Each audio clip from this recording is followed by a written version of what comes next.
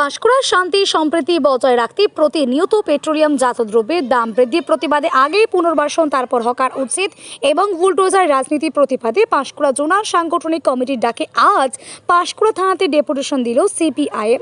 উপস্থিত সিপিআইএমের জেলা সম্পাদক নিরঞ্জন সিহি, রাজ্য কমিটির সদস্য ইব্রাহিম আলী, পঞ্চায়েত সমিতির সদস্যা নীলুফা খাতুন, নিতাই শাননী গ্রাহী, নাজির হোসেন, শেখ শাহাজুদ্দিন সহ একাধিক নেতৃত্ব সহ শতাধিক সিপিআইএমের কর্মীরা আজকে পাঁশকুড়া থানার আইসির নিকট আমরা ডেপুটেশন প্রদান করতে এসেছি। আমাদের মূল দাবি যে পশ্চিমবাংলা জুড়ে বুলডোজার রাজনীতি, হকারদের উচ্ছেদ।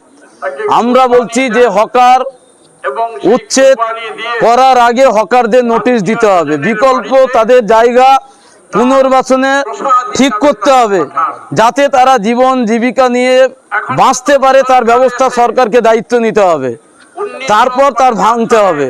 কিন্তু নোটিশ না দিয়ে, মানুষকে সুযোগ না দিয়ে বুলডোজার দিয়ে দোকানগুলো গুড়িয়ে দেওয়া হচ্ছে।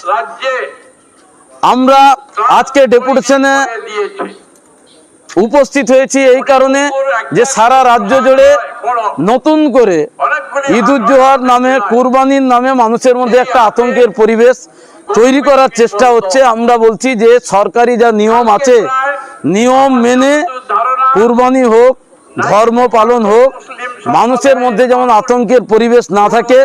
প্রশাসনকে দায়িত্ব নিতে হবে যে তার নিয়ম কি, নীতি কি, সেই ধর্মের অংশের মানুষকে পরিষ্কারভাবে বোঝাতে হবে। কারণ যিনি আজকে রাজ্যের মুখ্যমন্ত্রী, তিনি এ রাজ্যে দীর্ঘদিন মন্ত্রী ছিলেন, তিনি নিশ্চয় নিয়মগুলো জানতেন। তো এতদিন পর কেন বলছেন মুখ্যমন্ত্রী হয়ে? তার আগেই বলা উচিত ছিল।